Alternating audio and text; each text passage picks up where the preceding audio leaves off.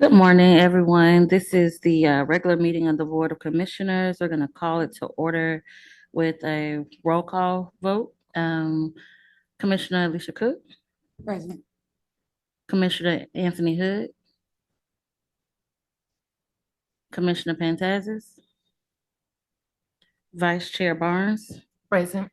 and I am present. So we do have a quorum, and we'll call the meeting to order. On the consent agenda,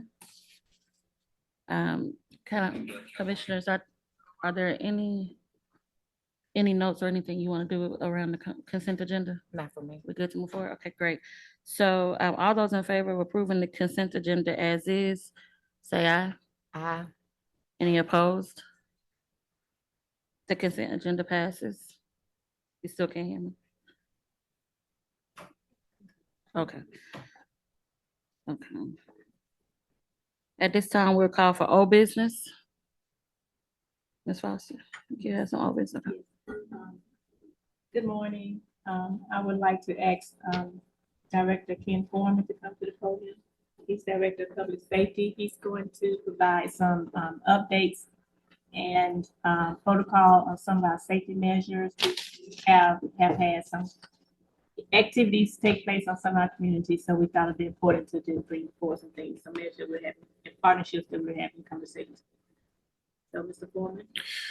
Good morning, Commissioners. Morning. Good morning. Good morning, Ms. Foster. Good morning, Counselor, and to everyone else in our audience. Just want to first of all say thank you for the opportunity to present to you an overview of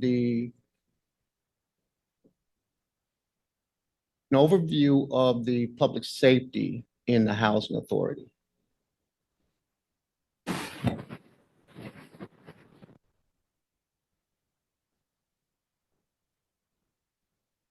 Okay, here we go.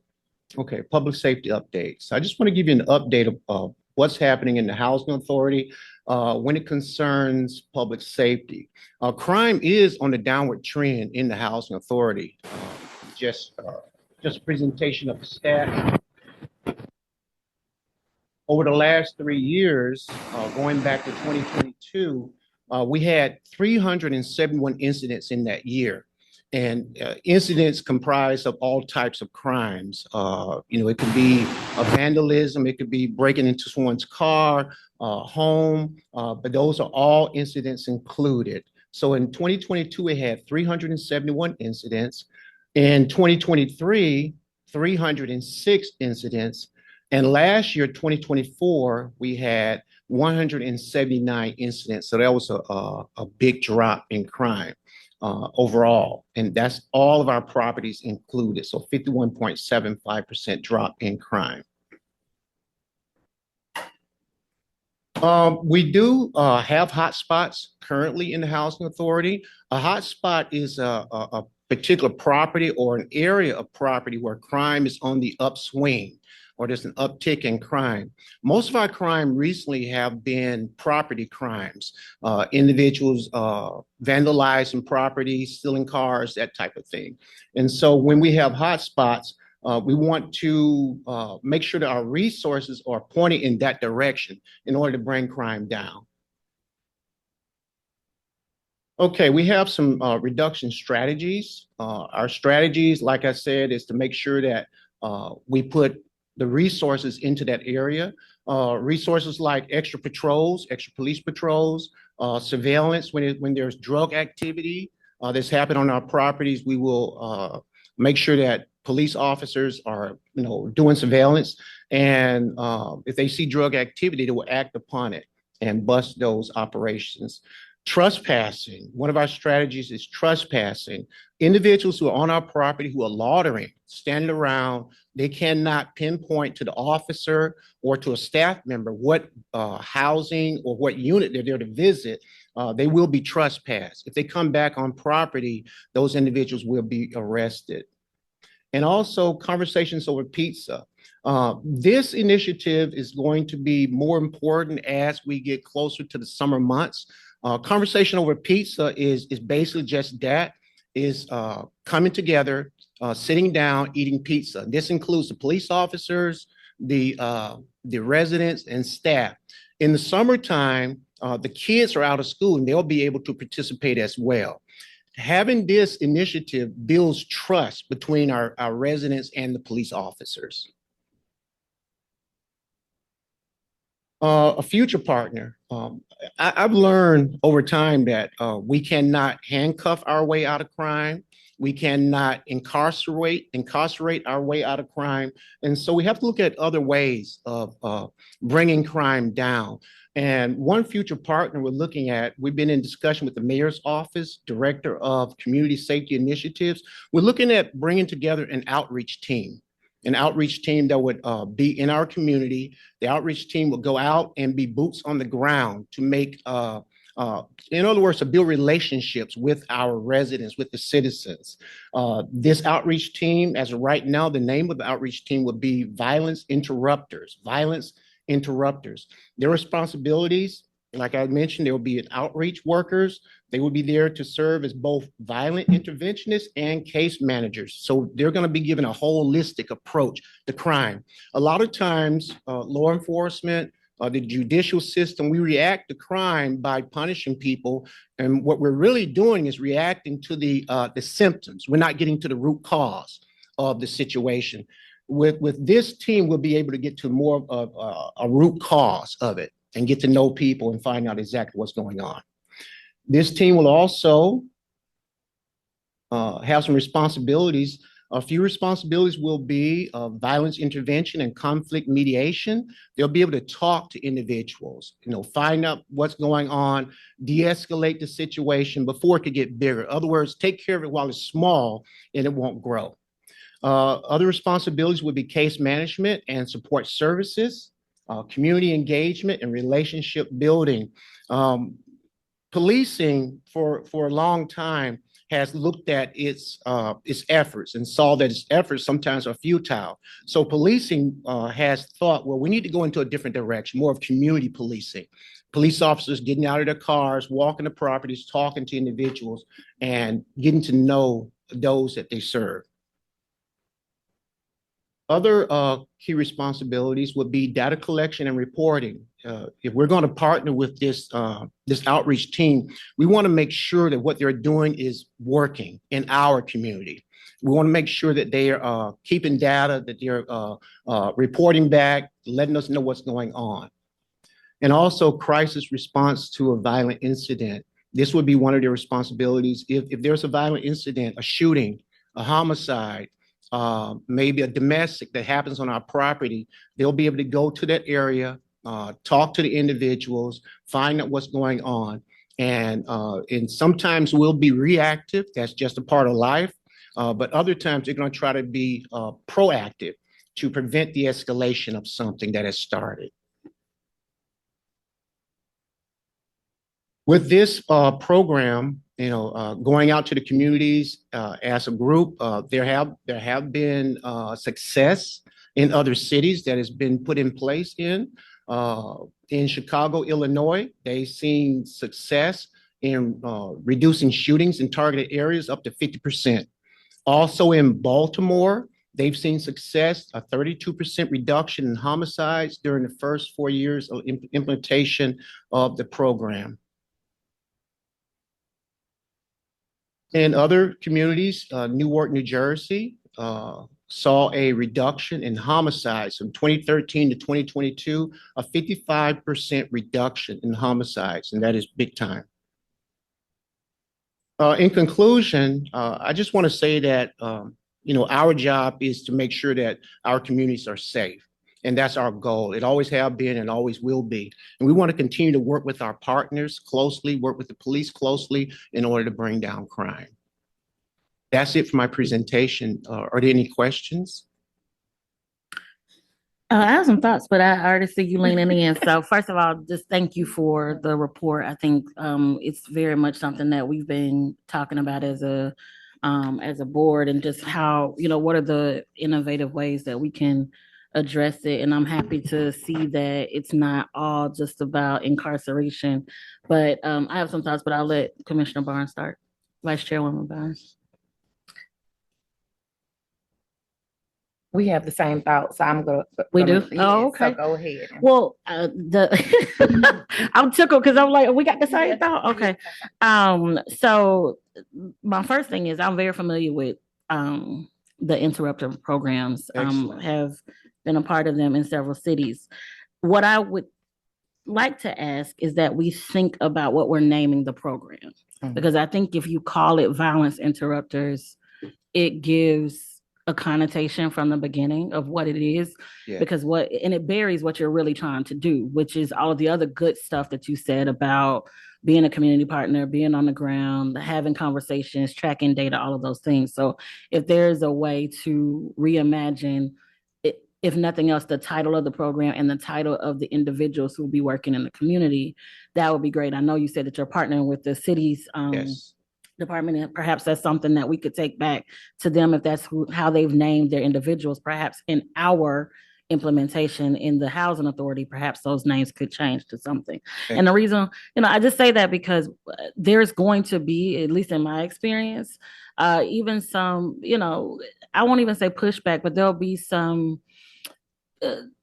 feedback on what people think this is from the beginning, right? And I think the language and the narrative from the beginning, if we can make it more positive, it may be received better and people might want to engage a little bit. And then my second question really is around how are we determining who's qualified to do this work? Have they shared with us the ways in which these interrupters have been licensed, or how they qualify to be an interrupter? I know in other programs there's they have to have X amount of hours in, mediation. They have to have X amount of hours in X, Y, and Z. So I'm just wondering if we've been shared, or if we will be shared on how individuals are being selected to be these interrupters. So that's my first question, and I'll stop there and I'll ask. Okay. For first two things, excuse me. I'm going to say mine because I had those exact two statements. My third one was I know we're partnering with the city, but who's Yes. actually funding it? That's on mine too. That's a good Trying to see where the question. money's come from, and Yes. then okay, after you answer that, Yeah, I got some more Okay. too. I definitely agree with finding a more positive name. I would also like to say that this is at the beginning stages. We just started talking about it. I'm excited about it and enthusiastic because I know it's something that will work. Mhm. If it doesn't work, then they won't be in our communities. Right. But I definitely have faith to believe that this will work. And so a name change, I can definitely bring that up. That shouldn't be an issue. People being qualified. As I stated, this is just in the beginning stages of discussion, but I'm wholeheartedly agreeing with that. From information I've gleaned so far, there will be some training. Individuals will be trained on what they're doing, how they do it. I'll be working closely with them as well because, maybe someone did it in New Jersey, they did it somewhere else. This is a whole different ball game. Yeah. And so I'll definitely be with them along the way to make sure that they are aware of the landscape, for lack of a better word. When it comes to funding, the funding will come through a grant through the city. The Housing Authority being a good partner with this, we are looking at allowing the individuals to have for lack of a better word, a spot or an office in one of our communities. So they'll have a base right there to work out of. And so we're going to do our part in helping as well. But the funding will not come from the Housing Authority. It's going to be coming from the city via grant. so I know the city has partnered with an organization to do something similar with the unsheltered. And I mean, the program sounds just like what they're doing with the unsheltered. And so as far as is it like a 9-to-5 job, or are they on call basis, or how is it going to work? Okay, that's a good question. From what I've gleaned so far from having just brief conversations is they want to be on site during what we call high traffic time. High traffic time will run from 2 p.m. to maybe 1 o'clock in the morning, something like that. or maybe 12 p.m. to 12 a.m. They want to be on property during times where something's happening. Early in the morning, a lot of times our communities are quiet. 5, 6 o'clock in the morning, they're quiet. So they want to be on property during that time, the entire team. And so I don't have an issue with that. I know that it is high traffic during those times. And so I think that they would be best serving the community if they're there when everybody's out and about and being active. Commissioner Cook, did you have something? Listening and writing. Okay. And I think it's important for us to remember that these individuals are not police officers. Correct. Right? So the way in which they will show up in community, hopefully, will be completely different. Yeah. And not to say that they're in conflict or anything like that, but they're there as a more graceful, I would say, presence. Right. Than a presence for making sure that order is being maintained. Mm-hmm. My second, or I don't know what thought I'm on right now. Two things around. I think the data is very important, and I just want to be sure that as you're having negotiations with the city around how this will work in the housing authority, that we be privy to that data as often as possible. Yes. Because I do think that we need to be able to share with the community and message from our standpoint on how this is successful for us. And, this could be something that, our team, our leaders on those properties, that we could really bring them into the process, which goes into my second thought around this question, which is as we're identifying, or as the individuals who are going to be hired or volunteering or whatever their role is going to be, will we be able to will we pull from some of our community leaders or community members to potentially be on these teams? Or in other cities, that's how it's worked. They had to have individuals from the communities that they were serving be a part of the program. Yes. So I should say, I would hope that that's what's happening, but do you already know if that is something? Because in the training is typically provided to those individuals, as well. Yes. When it comes to the individuals who will be participating in these groups, let's say, for instance, Smithfield Court, the housing authority property. It may be a collection of folks from the housing authority property and the Smithfield community, because there's some incidents that might happen in the Smithfield community that spill over into the housing, and sometimes vice versa, and as well. So those individuals will be people who have come from the community, who kind of understand the language, if you will. And so, yes, to that answer, data sharing, I will make sure that they share data, and that that data is passed on to President and CEO Ms. Foster, and also commissioners as well. That'd be great. That's all I have right now. Go ahead. I have one more question. From 2022 to 2024, we saw a drastic decrease in crime. Was there anything major that happened during that time, either a site closing, cameras, or employ someone hired, or was there anything different? That's a good question. The stats that you saw, the numbers, the decrease in crime, is from a combination of things. When you're trying to eliminate crime, you just can't do one thing. You have to do a whole bunch of things, because crime is it's unique to each community. And so what the housing authority has done, we installed surveillance cameras. We have 499 cameras throughout the city.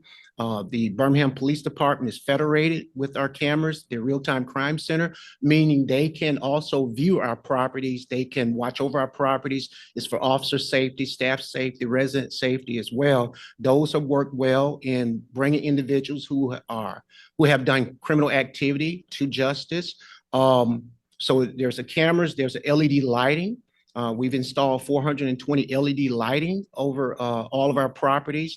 At one time, some of our properties were so dark you couldn't see your hand in front of your face. Now, residents are thankful they can take their trash out at night. They don't have a problem seeing around their houses. So cameras, lighting, we have the police contract, where our community safety partnership police, the Birmingham police officers that work for us, they have more of an interest in making sure that they don't just come in when there's an incident, but they do follow-up investigations as well.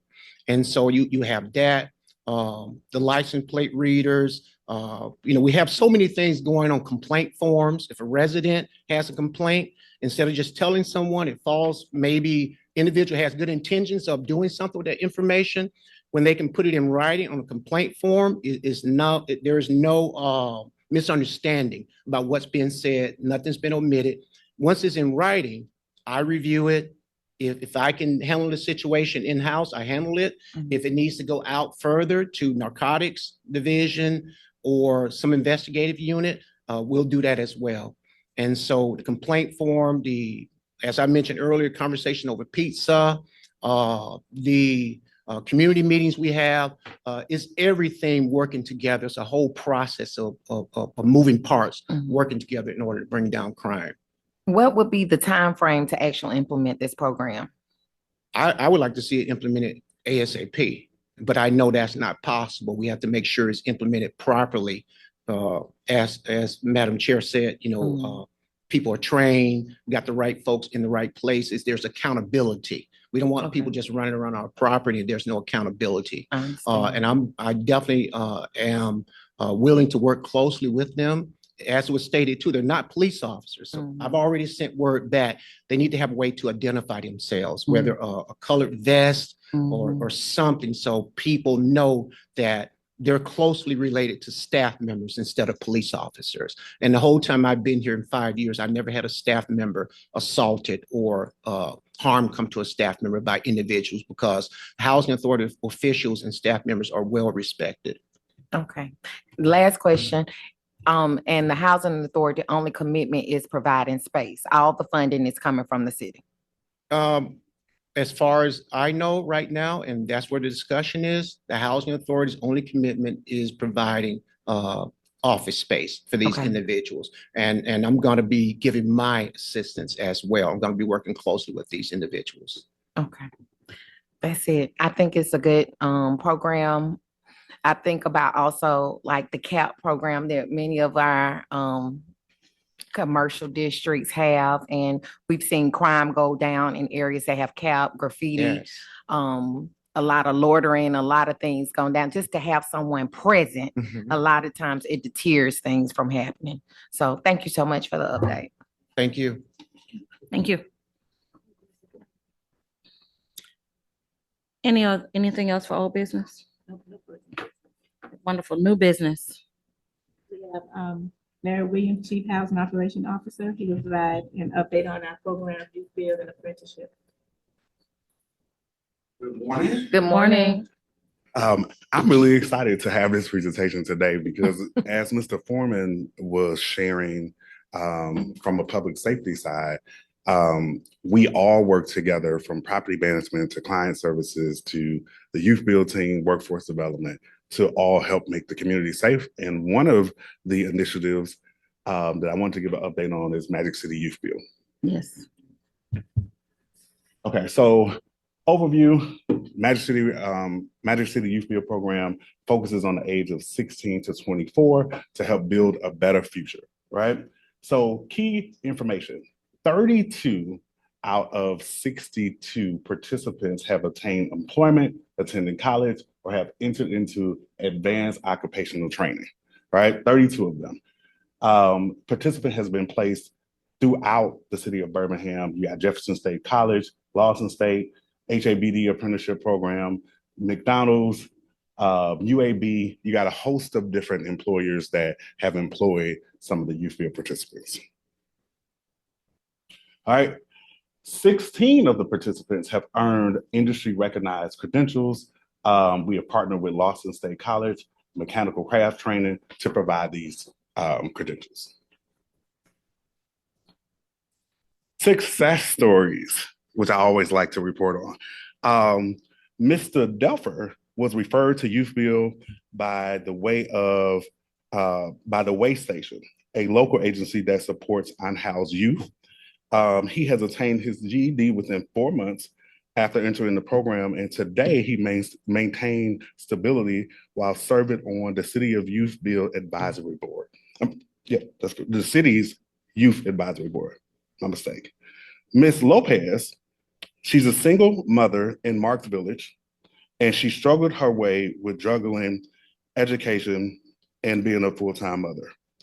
Upon upon earning her GED, Ms. Lopez immediately applied to Lawson State, and she is currently studying criminal justice at a 3.5 GPA. Lastly, Ms. Ransom, she is a resident of North Birmingham, and she has found in her life goal to focus on a construction company. She wants to start her own construction company. So she's attained her NCCR core certification, and she's currently enrolled in advanced plumbing classes. Will lead to a journey, and she's in the HABD apprenticeship program. Slide. Okay, that's the last one. I was reading my notes. So that's the update on Youthville. Any questions? She's doing that at Lawson, the last lady. Yes. Oh, that's good. So you can share that we continue those services Oh, for that's a- another, how many years they've got another. So that's right, Ms. Foster.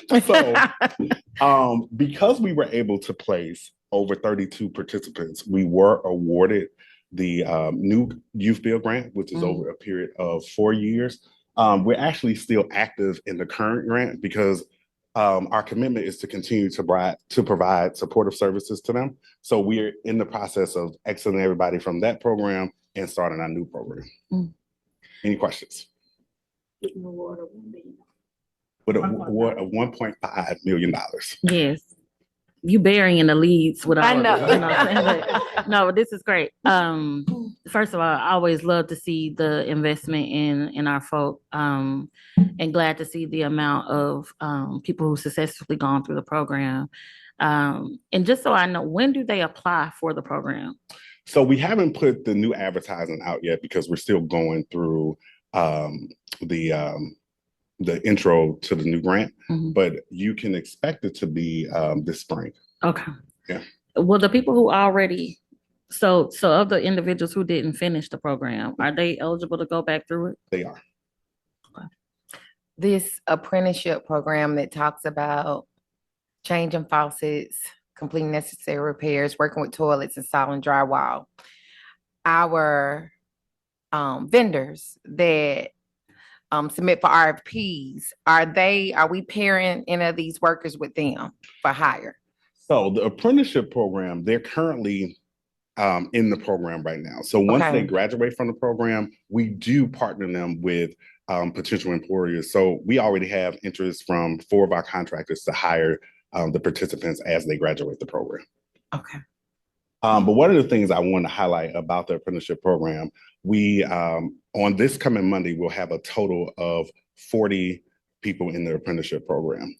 61% of them are current residents, right? So it's giving them an opportunity to gain skills while living on the property and getting a better understanding of, the industry, so that when they graduate, they go right into full-time employment. And we have one individual that has already got a full-time job, and he is still in the program. So he works the program and then goes to his full-time job. The apprenticeship program is separate from the Youthville program because the apprenticeship program is funded through HABD. Correct. Okay. This year. Okay. But I do want to highlight, if I may, in the last part of my presentation, the participant has already gotten a job with a contractor, but I want to take this opportunity to give a shout out to the staff. All of property management, particularly our regional maintenance supervisors that does a lot of the instruction. The excitement that they have by taking a little time to teach younger people, they get extremely excited about it. So I definitely wanted to give a shout out to them. And as I said, on Monday, we will have 40 participants in the program, and over 61 of them are residents. Over 61% of them are residents. That's good. Any questions? No, thank you so much. Thank you. Any more new business? No further. Then now we're going to the next, finance, approval of the individual relief policy for severe heat. Melody Baker, Director of Finance.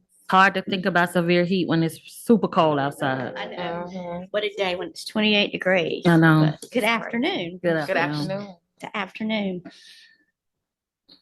Okay, so today I am coming with you for approval to develop and implement an individual relief policy for severe heat.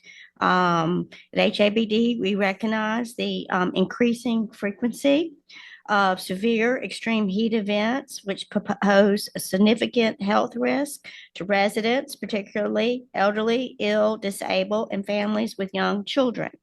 HUD recently issued a PIH notice 2024-20 titled Responding to Extreme Heat in Public Housing.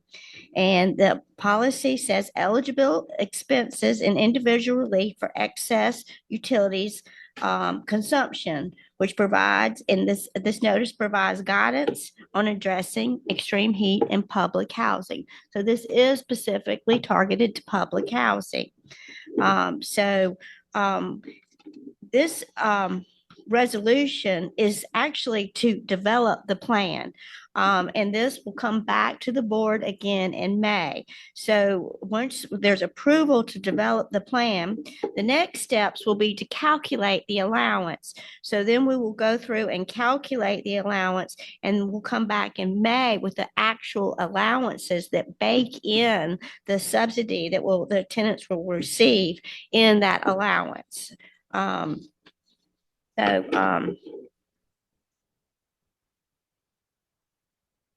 So this will have an impact under the public housing program. And let me go back. Sorry, I'm not going the right way. So this will eventually be reimbursed by HUD through our operating subsidy. Later today, we will be addressing operating subsidy.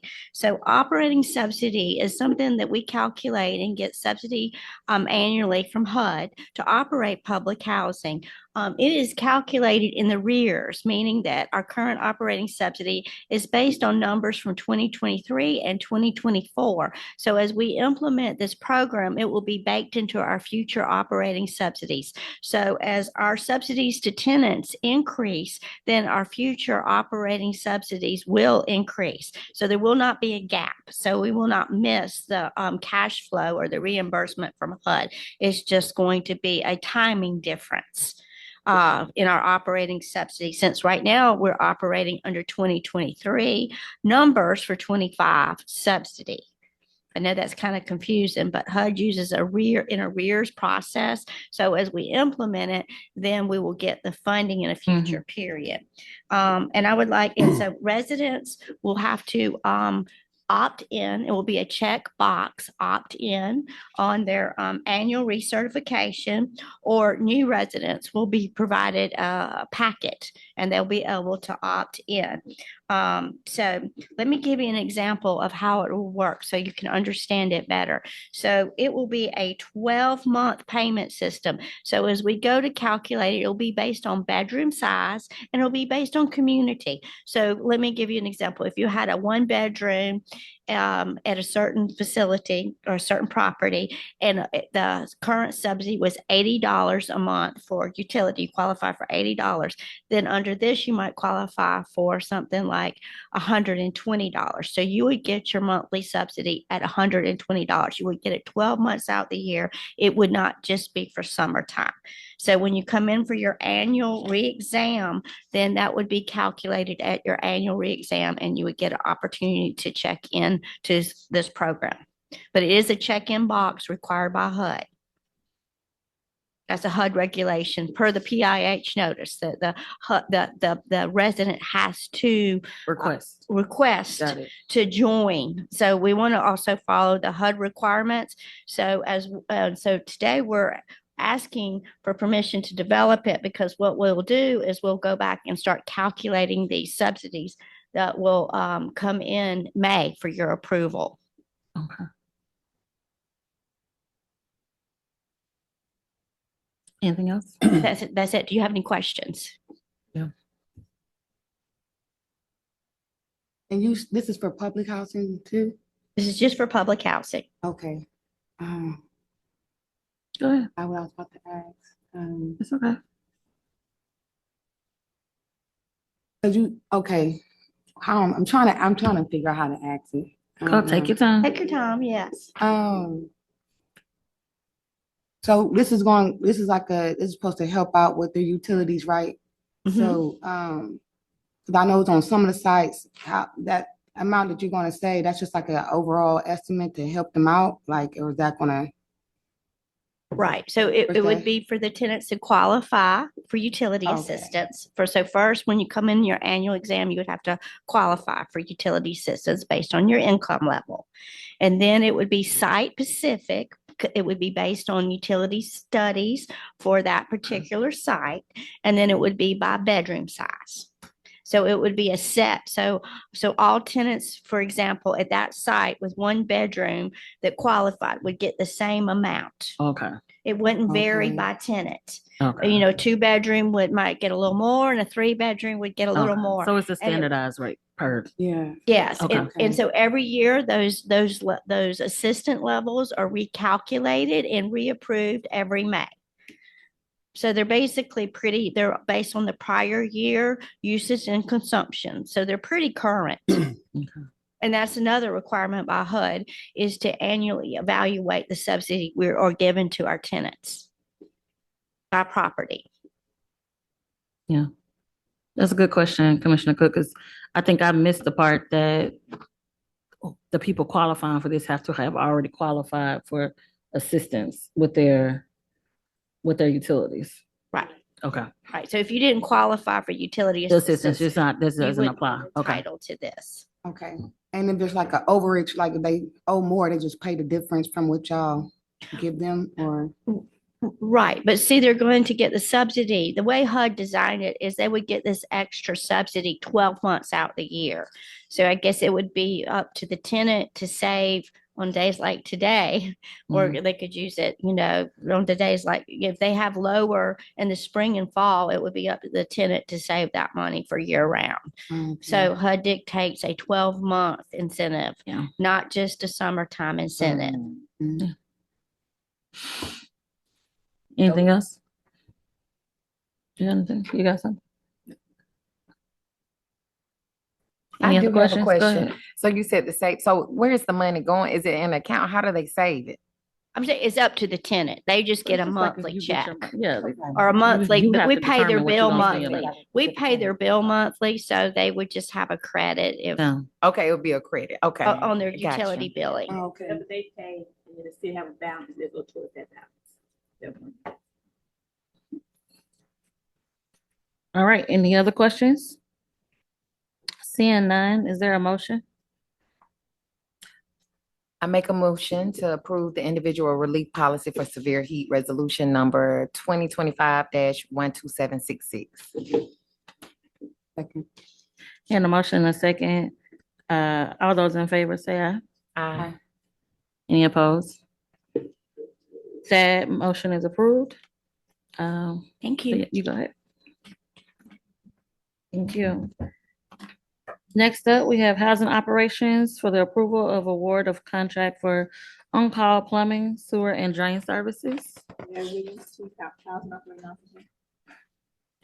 Good afternoon. Good afternoon. So the purpose of this request is to obtain board approval for the award of contract for on-call plumbing services. This action will supplement our current contractor and ensure that we have sufficient services to address any of our urgent needs at any of our properties, including the McCoy Building and the central office. Plumbing services related to, if I change the screen, plumbing services related work will include, but not limited to, repairs, removing, replacing plumbing fixtures such as toilets, sinks, bathrooms, drain systems, water, and sewer lines. HABD issued an invitation to bid on on-call plumbing services on December 20th, 2024. The IFB was published in the Birmingham Times, the Housing Agency Marketplace, HABD's website, and social media. The Housing Agency Marketplace reported 24 contractors viewed the solicitation. The 3 contractors submitted for bid. The bids were deemed responsive and responsible. Therefore, management recommends awarding the contract to all 3 bidders, the Mitchell Group, the Mitchell Group Plumbing Services, J&J Drain, and Supreme Cleaning. Source of funds is property operations. Any questions? Who is the current service provider? The current is Apollo Plumbing. Okay, and they are having a hard time managing. So I wouldn't necessarily say that. Due to the age of our properties, we generally get a lot of calls regarding plumbing. So we have been, for the last 2 years, really trying to get plumbers on contract rather than have to call outside of contract. So we're excited that the 3 bidders have bidded, because we have multiple properties and they can have issues sometimes simultaneously. So this will give us a way to make sure that those things are addressed and addressed quickly. Are they in a particular order? They are in a particular order. But how we will use them is that we will first contact Apollo. Then if he's not available, we'll go through the list. Oh, so these are back up to Apollo. Yeah. Correct. Gotcha. Supplement. So Supplement. like the Mitchell Group they're not located here in Birmingham. So how are they sending people here, or how's that working? So I just wanted to make a correction. Once Apollo contract ends, it'll be just these 3. Correct. Okay. Apollo would not be a supplement to. Correct. I Correct. didn't see that. Correct. Now, I'm sorry, Barnes, you So asked. I guess, okay, well, if Apollo is out, then it would be these 3, and M. Mitchell is at the first. I see they're not in Birmingham, and we have a lot of calls. Are they gonna open up an office here, or how is that gonna work? Well, we currently do business with them now, and they provide efficient and quick services. So I'm not sure if they're opening an office here, but we currently do business with them now, and they're extremely responsive. Okay. And they have like multiple like employees, like, cause we, like you said, we have a lot of calls. So do they have like a group that work with them, each plumber, or they like 1 or 2 people? So they do have multiple employees. Like generally, they'll have a team of people that respond to the calls. Okay, so just so I'm clear, when does the contract with Apollo end? I'm not. I think it ends this year, but I'm not exactly sure of the month. Yeah. In March. Okay, so the idea here is that these 3 groups are picking up all of the work Correct. so that they can okay. All right. And how long they will be on contract? How long? 1 year with the 1 year option of contract, okay. renewal. With the option or no? Okay. Up to 5 years. Okay. Okay. Not in relation to this RFP, but in general, when was the last time we had like a workshop to invite vendors to get on our list? We had it last year. Yeah, last You spring. said last spring. Okay. Do we have anything coming up for this spring? Okay. I'm just curious because it was not a lot of Birmingham groups that opened up the submission, the file. So, okay. Any other questions, commissioners? Here none, is there a motion? I make a motion to approve the award of contract for on-call plumbing, sewer, and drain services, resolution number 2025-12768. Second. Hearing a motion in a second, properly motion in a second. It's all those in favor? Aye. I'm sorry. Any opposed? The motion is approved. Thank you. Thank you. Moving forward to real estate development for approval of award of contract for Loveman Daycare renovations. The James Hawkins Construction Manager.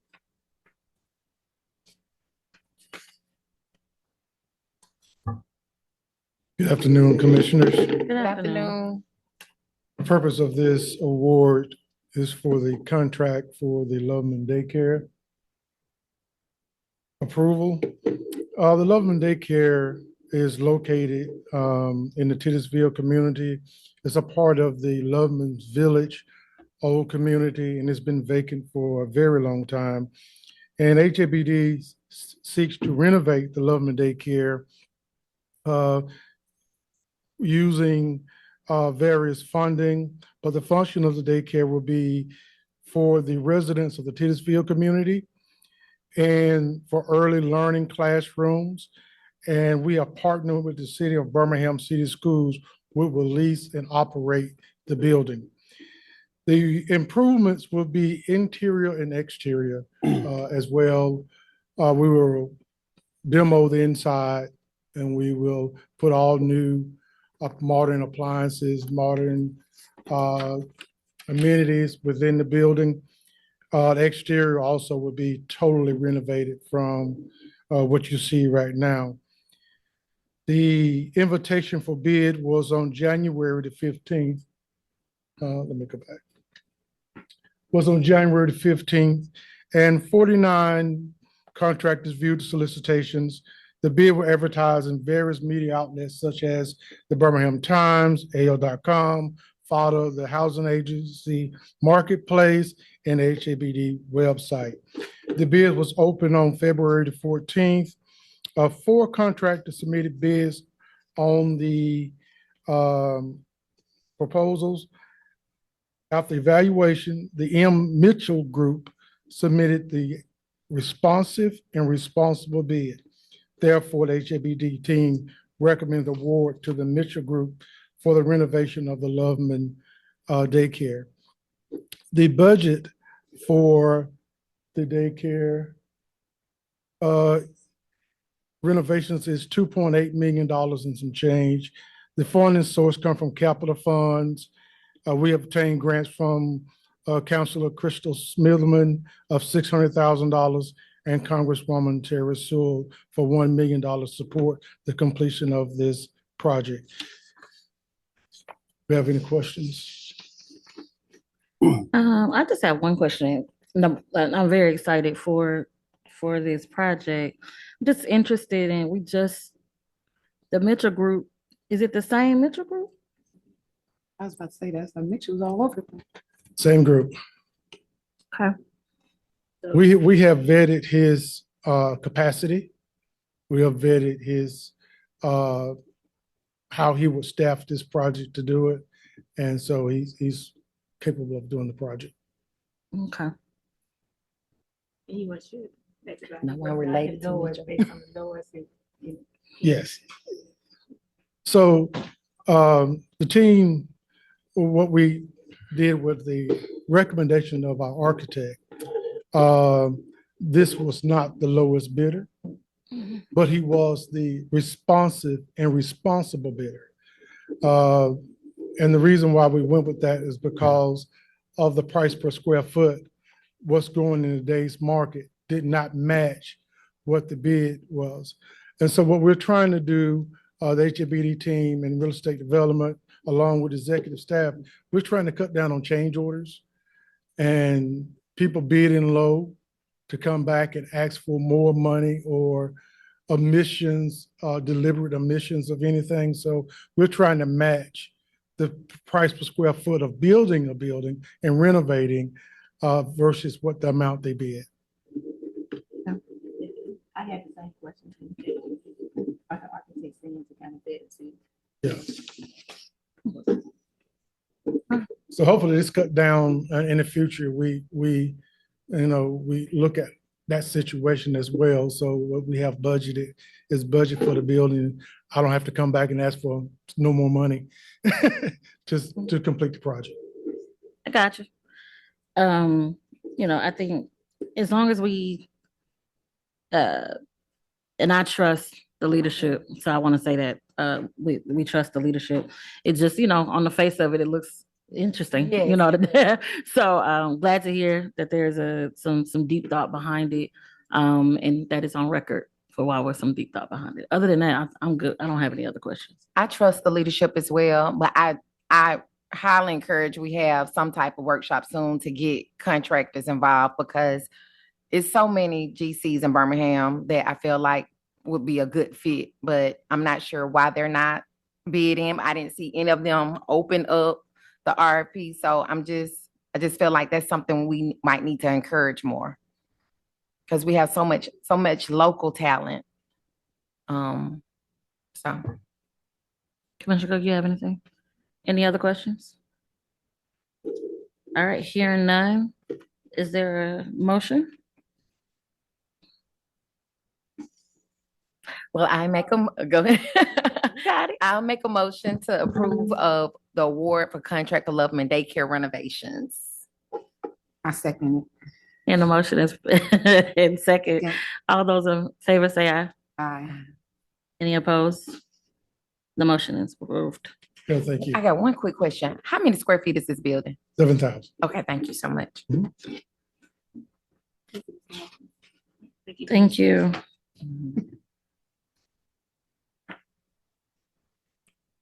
Mr. Hawkins, the people want you to know that was a great presentation. Okay.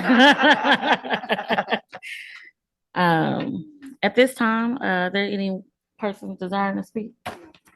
Seeing none? Oh, no, I have. I'm excited about that project. Yeah, me too. I'm very excited about it. Just to be able You can to see drive it. down the Yeah. street and see that Something beautiful going on, I building. know. That's It'll gonna be great. nice. Yeah, Mhm. there's photos in here if anybody wants to see those. Okay.